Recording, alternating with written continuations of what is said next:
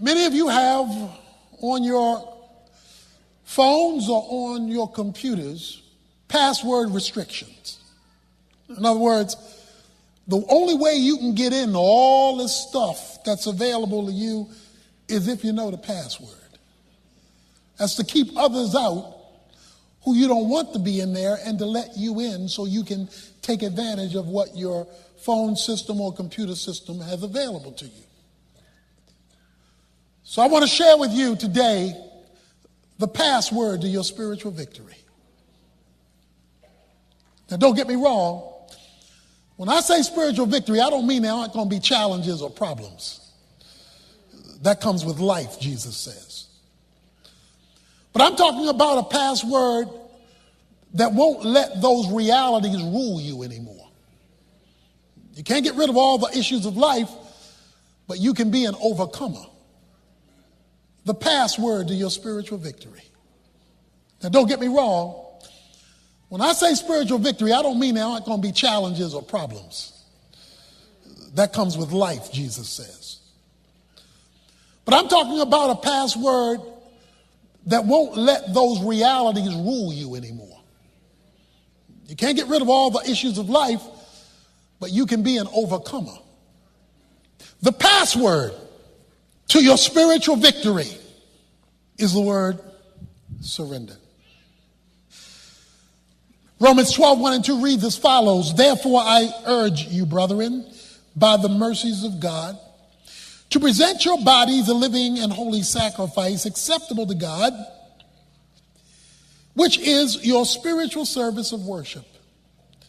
And do not be conformed to this world, but be transformed by the renewing of your mind, so that you may prove what the will of God is, that which is good and acceptable and perfect. Many folks here, I hope all the folks here, have made the decision to trust Christ as your personal Savior. You've decided to become a Christian. That's a decision. The problem today is many who have made decisions have not yet become disciples. They've made a decision at some point in time to trust Christ for the forgiveness of their sins, but who've not gone on to become a follower of Christ as a disciple of Jesus Christ. And the difference between a decision maker and a disciple is surrender. Surrender. Paul says that what God is asking from you is to present your body. Now, anything God's going to do with you, to you, or for you will involve you.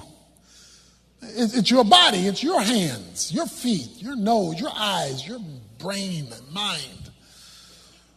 So when he says present your body, he is saying present your life. He says, God wants you to place you on the altar. The picture is of an Old Testament sacrifice, a lamb. They didn't put the head on the altar. They didn't just put the legs on the altar. They didn't put the frame on the altar. They put the body on the altar, which meant the life was being placed on the altar.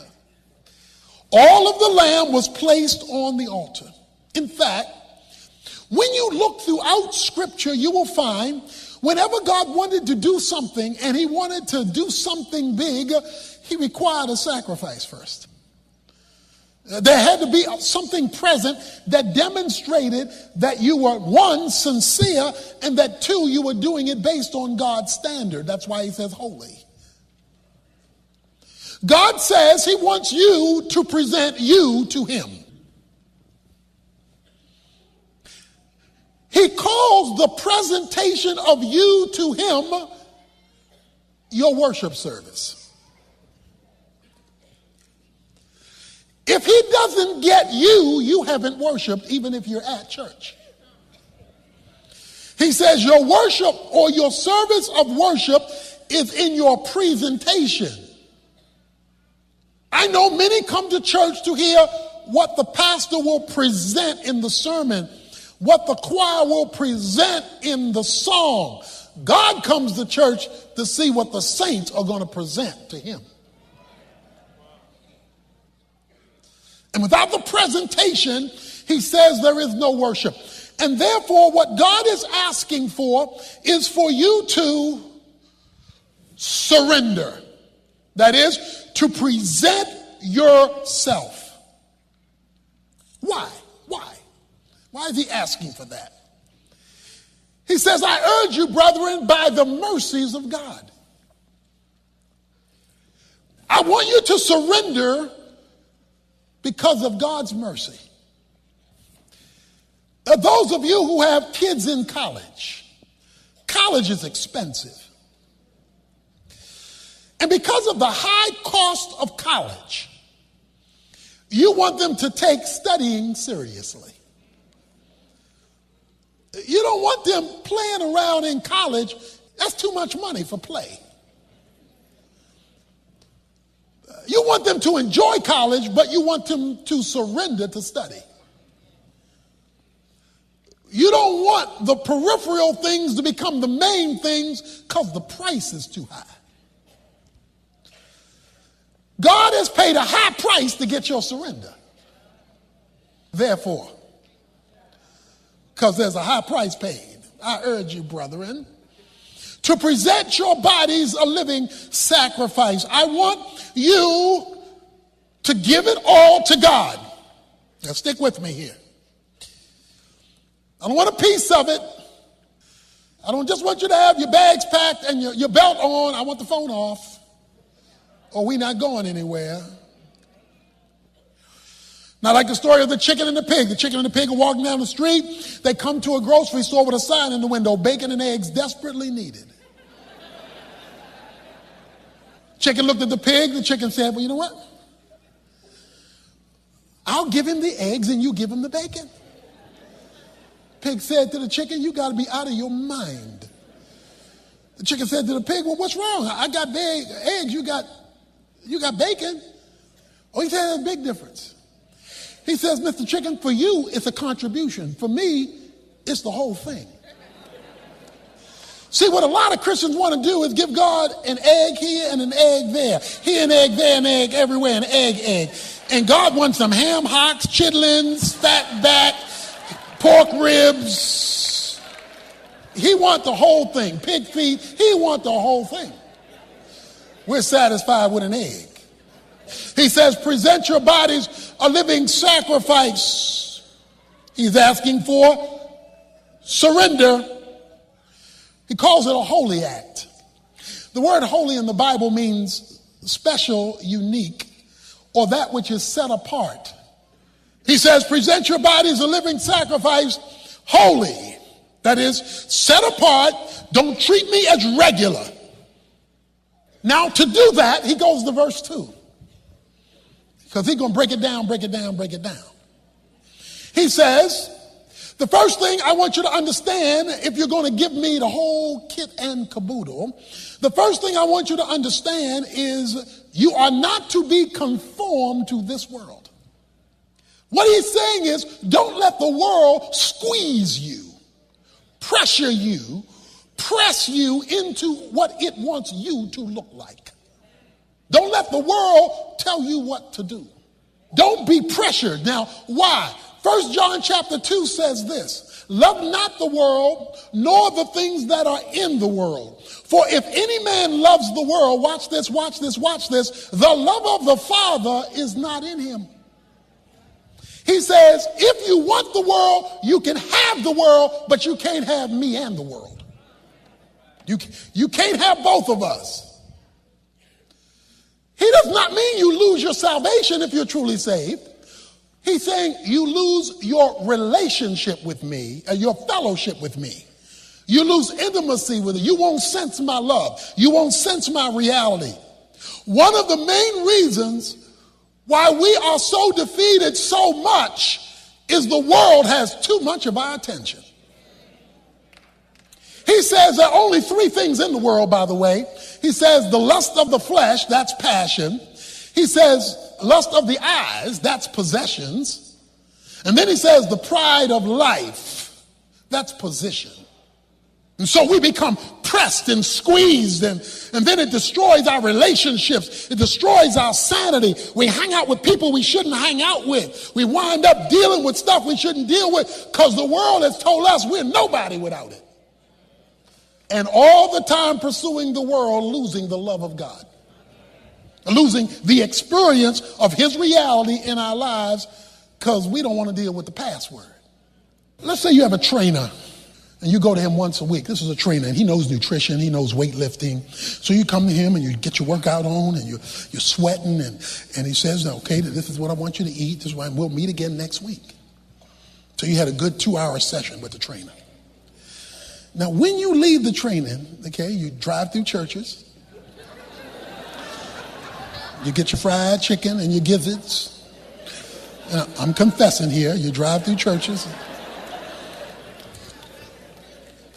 You go to the cafeteria, you get the chicken fried steak smothered with gravy and potatoes. You know, you get your slice of cake, you go through the grocery store, you get your Bluebell ice cream. But you don't feel bad because you did your workout. See, for 2 hours, I gave my workout, now I'm doing my thing. Not only did you do your workout, go do your thing, but you're going back to the trainer next week, same time, same place. He's going to tell you the same thing he's been telling you for years. The problem is when you leave the trainer, you cancel the training. You leave the trainer, you cancel the training because what he said did not become the way you rolled, be the way you operated, the way you moved. And because it did not become the way you move, it became a wasted 2 hours. So what we often do is come to church and waste 2 hours on a weekly basis. Because then we leave and let the world tell us what to do, how to do it, what to spend, how to spend it, who to hang out with, who not to hang out with. It begins to define us. And therefore God keeps his distance while the world makes us feel like we've lost something. We've lost something, all right. We've lost something big, and that is the living love of God being experienced in our lives. Now that's the negative, but now he comes with the positive. He says, but be transformed, verse 2, by the renewing of your mind. He says, don't be conformed, but then he switches words. He moves from conform to transform. That's a different Greek word. And transformation occurs, he says, not from outside pressure. That's what the world does to conform us. He says it takes place with a change in your thinking. He says, be transformed, watch this, in the renewing of your mind. If the mind does not change, the change does not occur. There must be a mental transformation that takes place if God is going to change you from the inside out. And how do you know it's a change, transform, and not a management, conform? How do you know the difference if you could be doing it either way? How do you know the difference? Here's the difference. You want to. He changes your have to a want to. We've all seen The Biggest Loser. These are huge people who go on this competition to lose weight. They're the biggest loser. They go on the show, and the principle of the show is you become what you eat. Now, it's exercise and all that. There's discipline, but fundamental to the show is diet. What you take in will determine what you look like. Obviously, they've been taking in a lot of wrong for a long time. Some of it's discipline problems, some of it's the family they grow up in, some of it's how mama cooked, there's a whole bunch of stuff. But the idea is, I'm moving in the wrong direction. So they come to the big loser, and they get in this competition, and even the ones who didn't win have lost a lot. Because they're in an environment that's dealing with them thinking differently so that they are eating differently. What's true of the big loser is true of the Christian. You are what you eat spiritually. You become what you eat spiritually. And that's why we're so messed up, because what we're eating is the world. And so we're becoming worldly. We're not eating the word. We're not hanging out with people who feed us the word, who know how to cook the word. And therefore, we are not people of the word. And therefore, we are not spiritual. You become what you eat. And he says that means you must renew your mind. You must operate on a different frame of reference. You must begin to develop one simple question and answer it. What's God's view on the matter? And you must ask it first. See, most people ask that after none of the other views have worked. Whenever you are in a changing process, adaptation becomes difficult. Becomes difficult because you're starting out. So whenever you start out something you're not used to, work it out. The first time you go jogging, don't plan 5 miles. That's not going to happen. 1 block would be better suited. The first time you fast, don't fast for no whole week, eat nothing but water. Okay? You have to adapt to this new reality because it's awkward at first. You're not used to going to God first, getting God's perspective first. You're not used to it. And so the carnal part of you is going to resist that. It's going to say it's too hard. It's too difficult. I don't know where to start. You're going to come up with all this. But when you develop the habit and you get used to it, your spiritual taste buds change. And you want the spiritual first. He says, renew the mind, say no to the world, yes to God's perspective, God's point of view. Don't go back and forth. Don't be double-minded. But that leads us to the final question. Yeah, I'm supposed to. I may even want to, but what's my incentive? Well, God hasn't left you without an answer to what should motivate you to use the password of surrender. Motivate me to use the password of surrender, and us collectively to become a surrendered church. He says at the end of verse 2, so that you may prove what the will of God is, which is good, acceptable, and perfect. What's your motivation for doing this? Experiencing God's involvement in your life at a level you've never experienced it before. What ought to motivate you to say, you know what? I'm going to use this password because you get to experience the will of God, God's direction for your life, involvement in your life, plan for your life, governance of your life. You get to see God at work in you that you will never see or limitedly see if the world is your dictator and you are saying yes to it. You see God's will at work in your life. So the question you have to ask is, do I want to see that?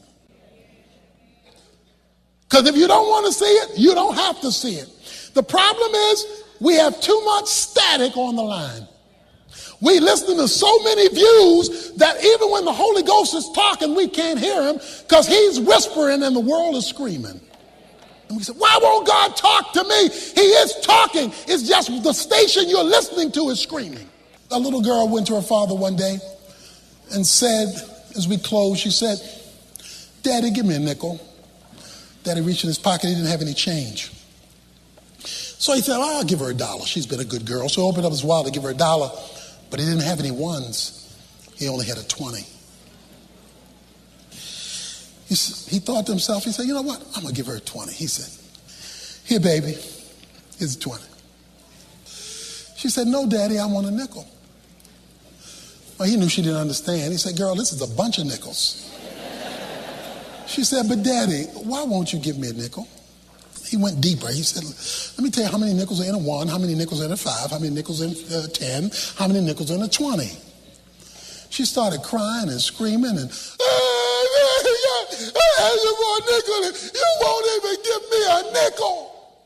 That's what God's people do. We settle for a nickel when God offers us a $20 bill. Many of us have been around pollution or passed by polluted sites that had a stench to them, and we had to breathe it, and it was very uncomfortable.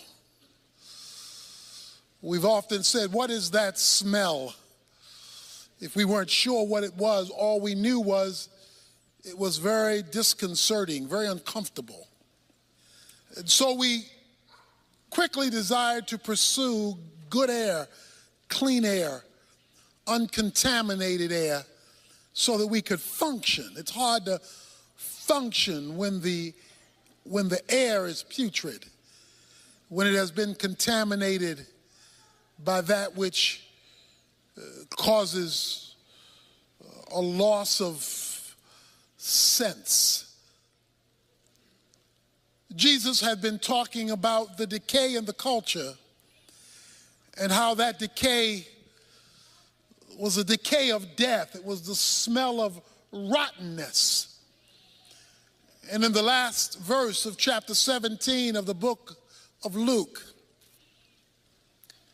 when the disciples wanted to know, when is this return that you're going to make? When is this judgment on the culture going to occur? He says in the last verse, where the body is, there also the vultures will be gathered. He says, when you see a corpse that has died and rigor mortis is setting in, vultures circle, waiting for the demise in order that it might pounce on them and render judgment to the decaying or diseased or dead body. He talks about vultures circling around this thing called death.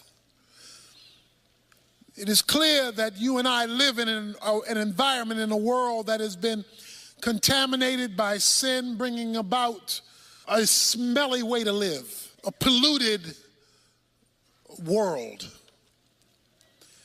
which leads Jesus to identify a widow, a woman, to make an astounding principle that I want to leave with you today. In this polluted society where death reigns and vultures gather, he told them a parable. He states the premise of the parable up front. He says in verse 1, at all times men ought to pray and not to faint. Some of your versions read, other versions read, lose heart. The idea is quitting, throwing in the towel, saying, I can't take it anymore. To faint means to become weary or discouraged and want to give up. Has anybody ever fainted? You can't take it anymore. You don't know how much longer you can endure this, because the circumstances hovering around you, the vultures that are hovering around you, are indicating a situation that is dead or dying, and you see absolutely no hope. The air is stale. In this stale air, Jesus says, I want to tell you, men should always pray and not faint.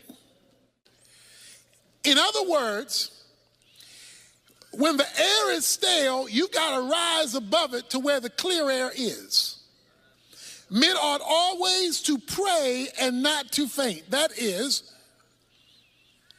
you know air is stale because you are breathing. Your nostrils are taking in the scents, and you are breathing regularly. So you are smelling stale air regularly in terms of when you're in a putrid environment, because you're breathing it. And so there's no way to get away from it because you're always breathing. He says men ought to always pray and not faint. In other words, prayer is to be like breathing. The only time when you are conscious about breathing is when it's hard to do it. We breathe all the time, but don't think about it until there's a problem. If there's an asthma problem or an allergy problem or some problem that creates the need for additional oxygen, breathing now becomes a conscious activity because it's being interfered with. He says men ought to always pray and not faint. Men ought to always be in communication with God because your ongoing breathing in prayer will keep you in good air, even though you may be living in a bad atmosphere where the vultures are circling. There are people here to gather today where the vultures are circling around your life and ready to pounce on your situation because death has set in. Things don't look like they will ever get better. Things don't look like they will ever change. Things don't look like they will ever work out for you. And all you see are things going downhill and the vultures circling, ready to pounce on you and do you in. Coming off of that, Jesus says to his disciples, men ought to always maintain contact with God like breathe. It should be so normal that you're doing it even when you're not conscious you're doing it. Because it's a orientation, not just a position. Prayer is not just getting on your knees. It's not just clasping your hands. It's not just closing your eyes. It's not even just mouthing words. Prayer is an atmosphere of operating. You are operating in connectivity with God. Or as the word we've looked at last Wednesday, abiding. This is the air I breathe. The song says, I am in constant contact with God, which means that you are praying more than you know you're praying. See, sometimes we're praying and we identify the formal times. But there ought to be informal time, because if prayer is an atmosphere, if it's a breathing, then that means you're in contact with God as a normal way of functioning, not just as a scheduled activity that you do. There's this orientation. He wants men to always pray and not faint. That's his thesis, his major point. Where God is interfaced with as a way of life, not simply as a schedule. There ought to be that, the time in your closet, a scheduled program.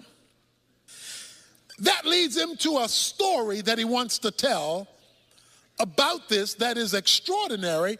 And most of us have read this story many times, but perhaps there's something in here that you may never have seen before, yet I believe it is the epicenter of the point of the parable and will totally change your life, my life, if we grasp it. In a certain city, we're told, there is a judge who does not fear God nor men. In other words, he doesn't care what God thinks, and he doesn't care what people say, because he is the judge. During biblical times, it was a lot like Western times, when there would be the circuit judges, and the Western towns would wait for the judges to come to hold trials, and the judges would go from town to town to town, and they would hold the criminals in the town jail until the judge came to render a verdict. So they were circuit judges. And so these judges would go from town to town to town to mitigate cases relative to issues that had popped up in the town.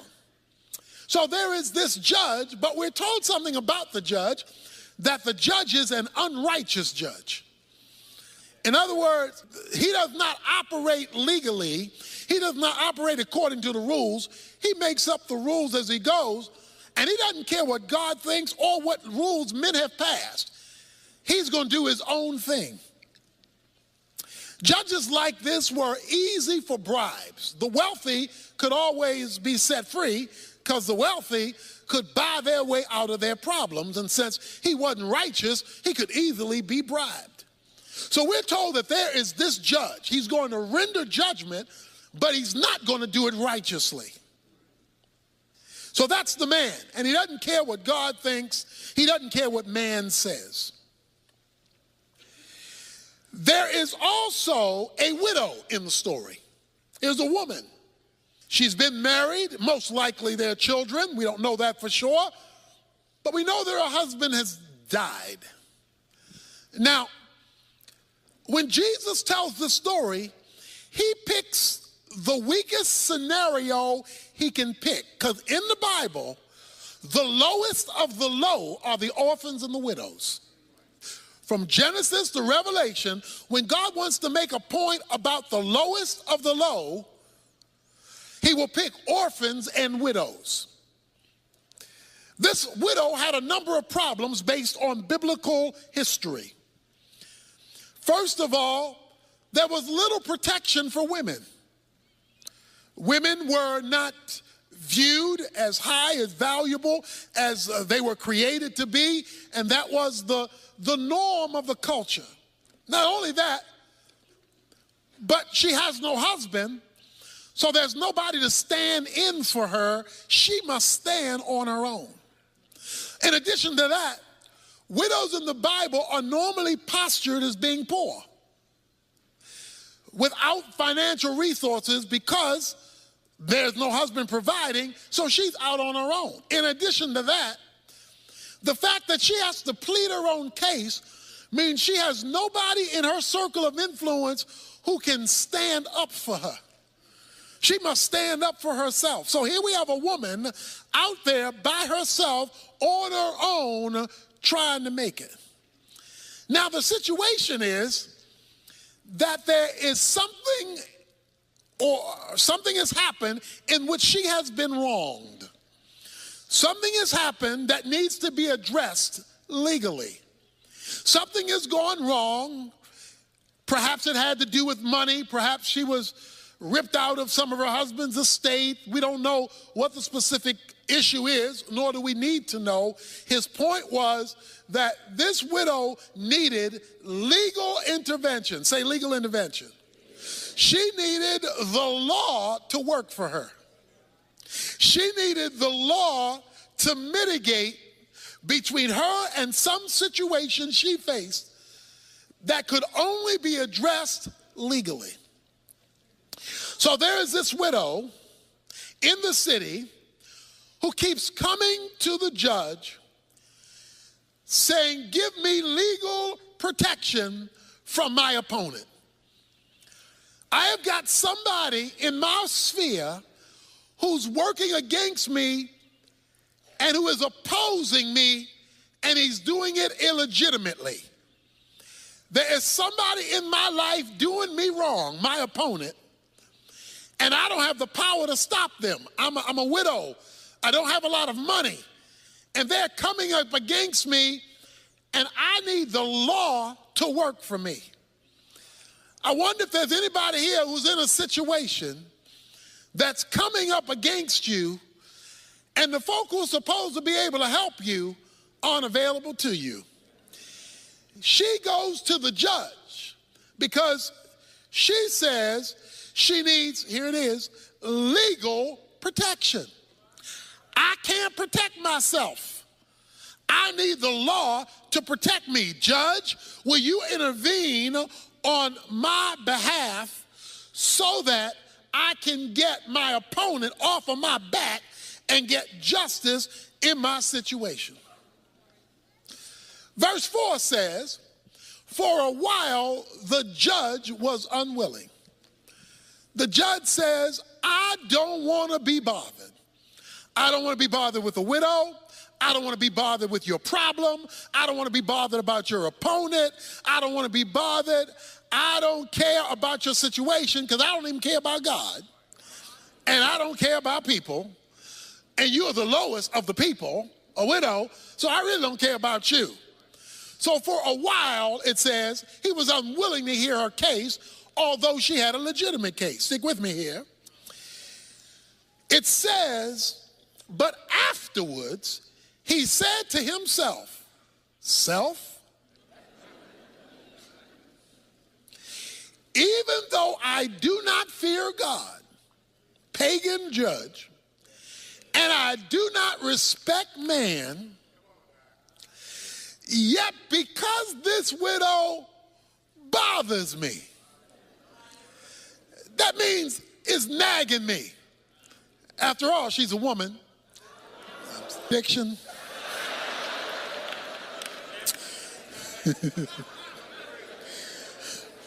This woman, the judge is a man, this woman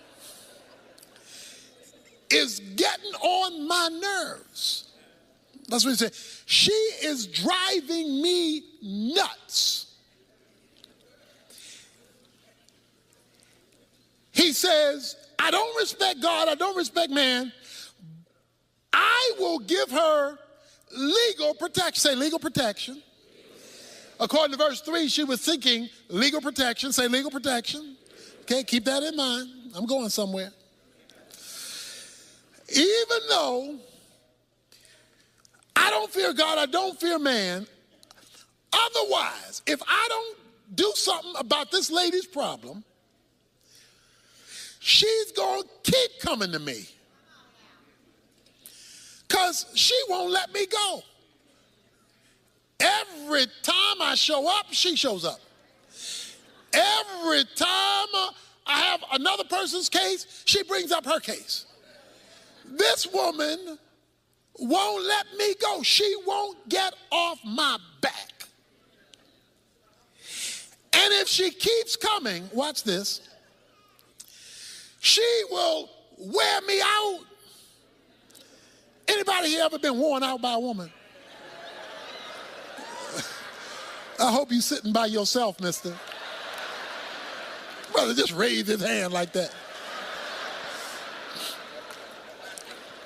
He says, this woman is going to wear me out. The Greek word wear me out literally is rendered, give me a black eye. Give me a black eye. The issue was not that she was going to punch him out. To give a black eye meant to ruin my reputation.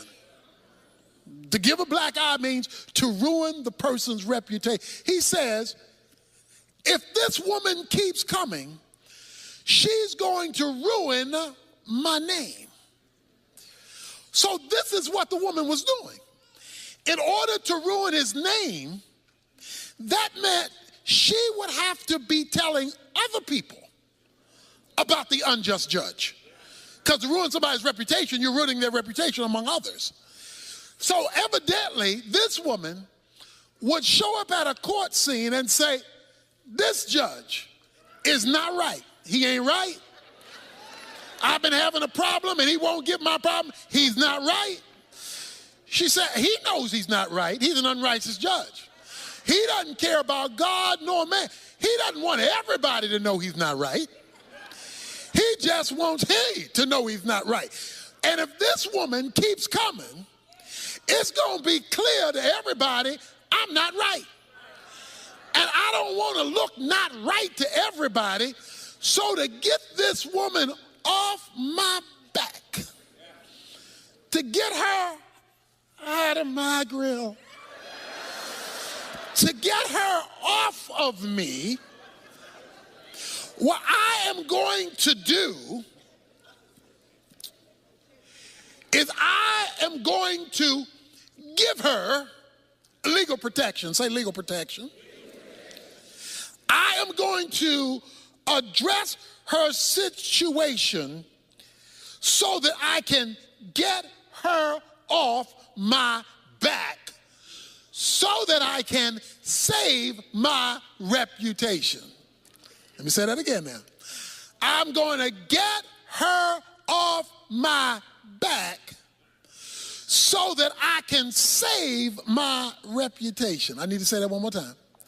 I'm going to give her legal protection, not because I want to give her legal protection, not because I care about this woman.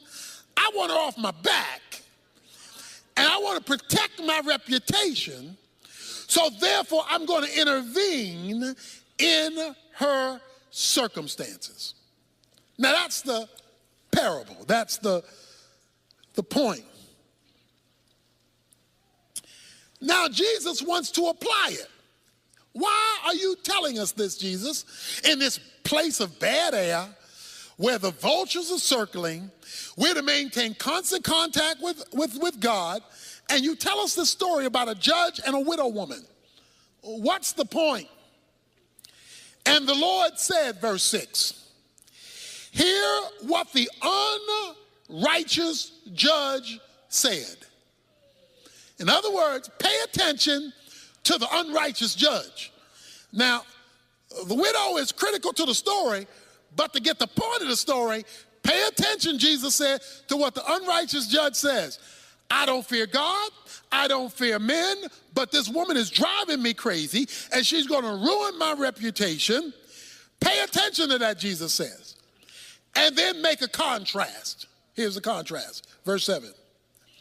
Now will not God bring about justice for his elect who cry out to him day and night, and will he delay over them long? Jesus says this.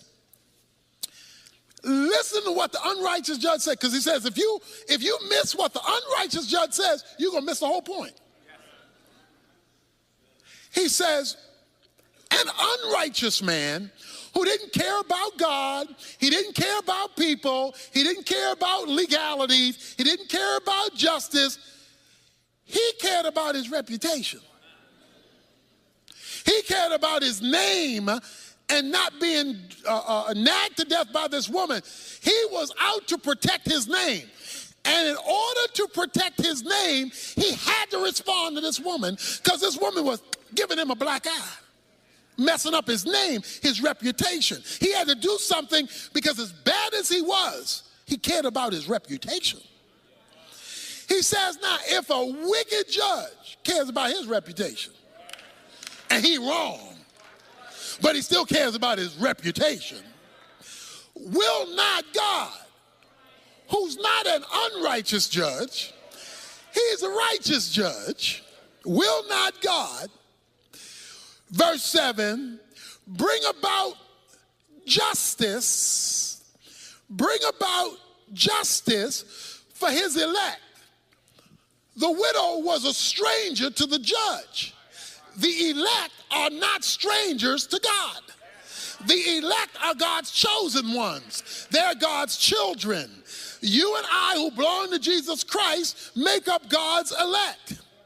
If an unrighteous judge who doesn't care about God nor men will bring legal protection to a stranger to protect his reputation, how much more will God bring about justice to his children, his elect, since he's the righteous judge and does care about justice, and will he delay long over them?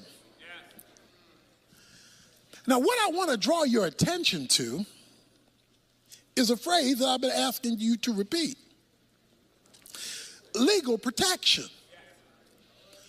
See, it's easy to read the story, and twice in the story, the word legal protection is raised. Twice. And its cousin is raised in verse 7, justice. She was seeking justice through the legal protection of the law. But let's put it another way. The issue for the widow was not whether the judge liked me. It was not whether the judge knew me. It was not whether the judge felt sorry for me. The issue on the table was the law. I need you to bring the law to bear on my situation, because I'm being unjustly treated by my opponent. I need legal intervention. Men ought always pray and not faint. But what gets God's attention is not simply him feeling sorry about you in the situation you're in. It's not merely him seeing you cry. It's not merely him seeing you're depressed.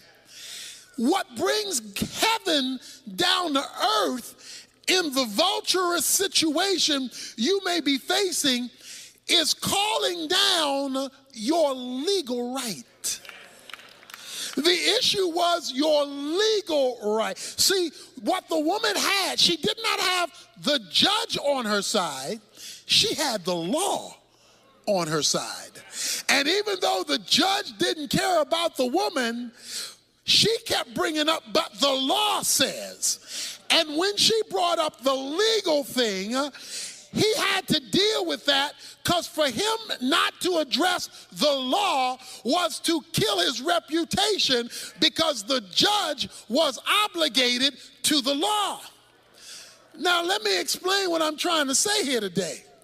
What I'm trying to say here is that God, who cares about us, we're part of the elect, who's righteous, has concern about his law.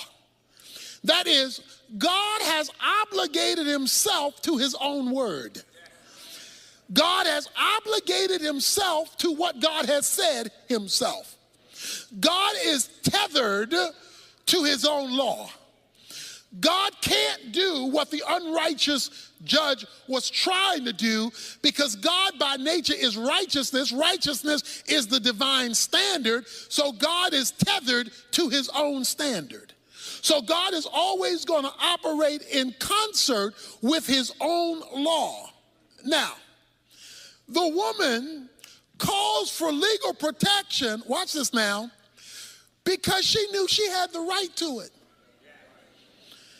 In other words, let me put it another way. If she didn't know what the law was, if she didn't know that the law, there were rules in the law book to deal with the situation she was facing, she wouldn't have been able to call on the law, because she wouldn't have known the law applied. It was her knowledge that there is a righteous law in the book that deals with my opponent's situation, and I'm going to the authorized person, the judge, to render the law on my behalf, that took her to nagging the judge. She could nag the judge even though the judge didn't care about her, because she knew what was written that was in the law book that applied to her situation. Not to know what was written is not to have a basis to appeal to the judge. Because remember, it says she wanted legal protection. She wanted something that would come from the law to act on her behalf. Hold your finger here. Turn back a couple of pages to Luke chapter 13. In Luke chapter 13, it's the Sabbath. The Sabbath was a law. It was one of the 10 commandments. Jesus, a certain woman, verse 11, for 18 years had a sickness caused by a spirit, and she had been bent over, and could not straighten up. And Jesus saw her. He called her over and said to her, "Woman, you are freed from your sickness." He heals her on the Sabbath. And he laid his hands on her, and immediately she was made erect again and began glorifying God. But the synagogue officials, indignant because Jesus had healed her on the Sabbath, began saying to the crowd in response, "There are 6 days in which work should be done, so come during them and get healed, and not on the Sabbath." So they're saying, Jesus, you're out of order for healing this lady on the Sabbath. Jesus then says to them, "You hypocrites, does not each of you on the Sabbath untie his ox and his donkey from the stall and lead him to get water? And this woman," watch this, "and this woman," here it is, "and this woman, a daughter of Abraham." Not just this woman. I want to tell you who this woman is. She's a daughter of Abraham, who Satan is bound for 18 long years, should she not have been released from this bond on the Sabbath day? Watch this now. You hypocrites, you will release an ox on the Sabbath from being tied up so he can get some water. I come to release a woman who's been tied up for 18 years on the Sabbath. You're upset about me releasing a woman when you're not upset about you releasing a donkey. Let me tell you, Jesus says, why I released this woman. I released this woman because this woman, he says, is a daughter of Abraham. Watch this now. The Sabbath was the law given under Moses. Abraham precedes Moses. He says, there is a legal relationship I have to this daughter. Because there was a covenant made with Abraham by God that God would bring healing to his people in covenant with an Abrahamic agreement when the problem came from a spiritual source. We heard that the woman was bent over, but her medical condition, watch this now, was tied to a spiritual condition. It said Satan had so messed up her life that it showed up physically and she had to walk bent over. It wasn't just because of her age. It wasn't just because of calcification in her back. It was because the devil had so intervened in her life that her physical problem was tied to a spiritual dilemma. But the lady had something that the chief priest didn't understand. She had a legal relationship tied as a daughter of Abraham.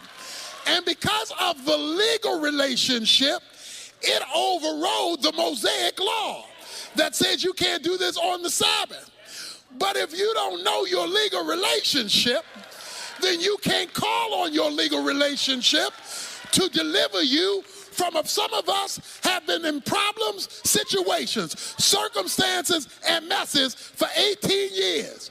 And we wonder why God hasn't come through yet, because we have not yet appealed to our legal right. But why haven't we appealed to our legal right? We don't know our legal right. And if you don't know the law, you can't appeal to the law. The widow knew the law and says, because the law is in place, I am going to bring the law to bear.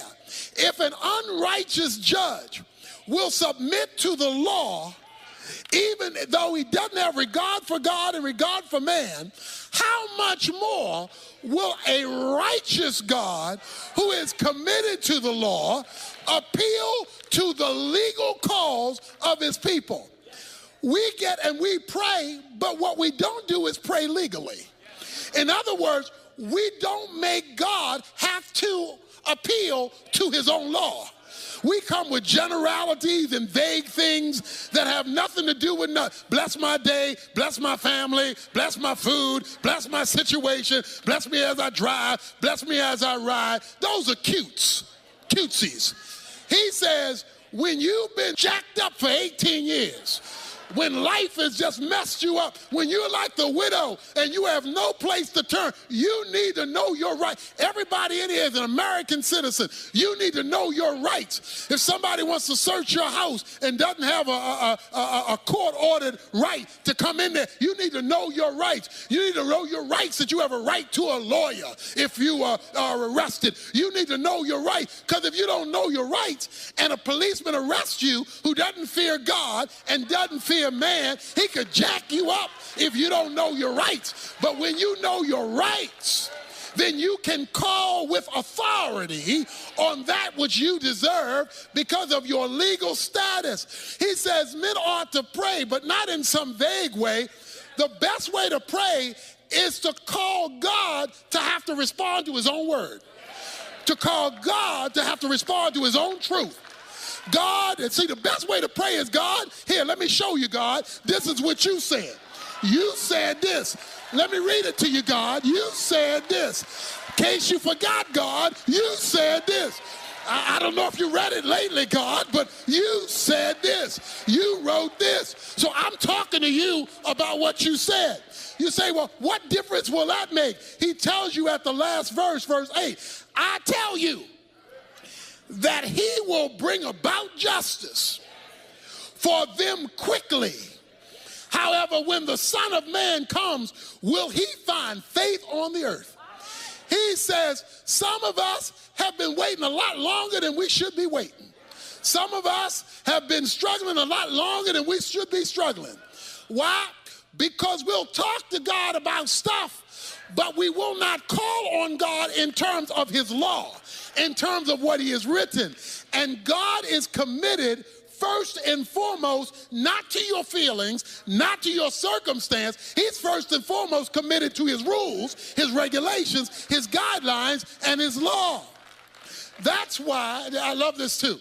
The woman came and she verbally, publicly rendered out what the judge was supposed to be doing, because he's concerned about his reputation. So she is, watch this now, here's the word, decreeing what should be done. What does Mark 11 say?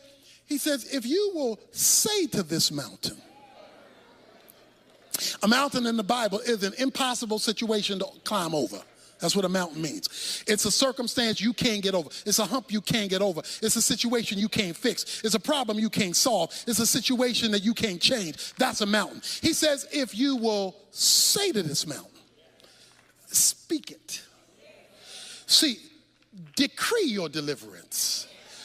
But before he said speak it, a couple of verses before then he says, is it not written?